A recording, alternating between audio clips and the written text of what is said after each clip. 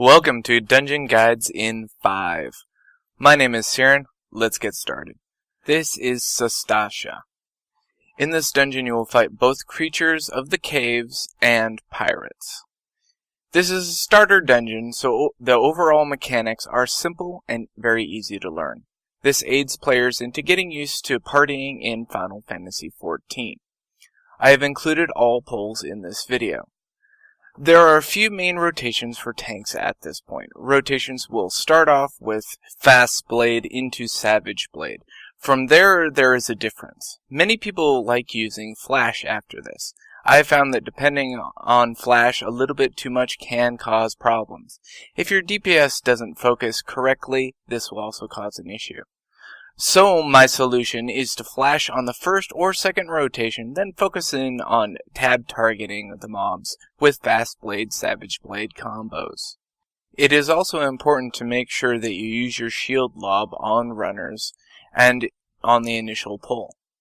Do not be afraid to use your cooldowns. Most will refresh in 90 seconds, and the longest will be 120 seconds. Your healer will love you for this. Make sure not to focus in on mobs too much. You will have to move from time to time to the side to avoid red. Remember, red is not a buff. These giant clams will constantly spawn new seekers. Make sure to get them down ASAP. Chopper is a simple boss with simple mechanics.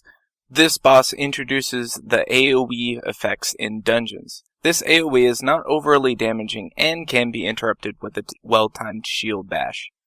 At this point, it's always a good idea to start getting into the habit of marking or calling targets for DPS to focus on. This won't always work, but it will always help. This is the second boss, Captain Madison. You will fight Madison one more time in this dungeon.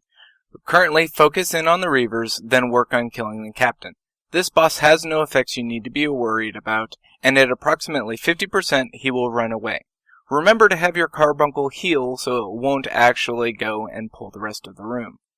In this room, start slow and be mindful of patrols. There are many optional treasure chests available. For this run, I decided to kill most all the mobs, mainly just for experience points. Many of these mobs are optional, and can be avoided if you so choose. Eventually, you will open one door and see a large swallowtail reaver. This reaver only has one move of note, Overpower. This introduces the red cone effect. This is also interruptible, but is very easy to dodge out of the way.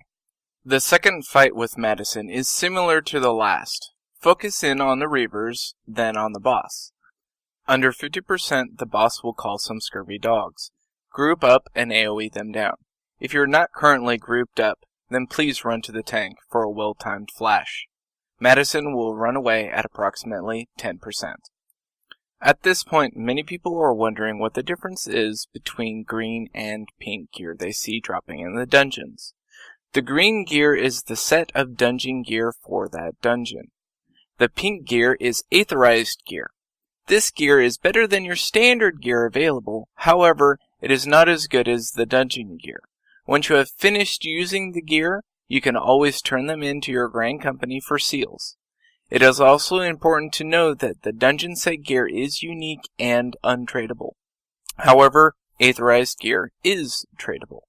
This whole dungeon took approximately 35 minutes to do. You should expect your first run to take 40 to 45 minutes. After that, you should be able to run in just under 30 minutes. Almost all of the mobs that I am currently pulling are optional. However, they do give great experience points. I prefer single pulls, but you can pull a large group of them if you so choose. After defeating these mobs, you will now fight the end boss of this dungeon, Den the Orcatooth. Den is not as easy to fight as the other bosses. A few new mechanics are introduced. Den has a frontal cone effect that you will want to avoid. At approximately 25%, he will cause the grates around him to bubble. It is best for people to run and hit them to avoid extra ads. However, if you get ads, bring them into the tank and continue to burn them down. Thank you for watching Dungeons in 5. My name is Searin. I hope to see everybody in Eorzea.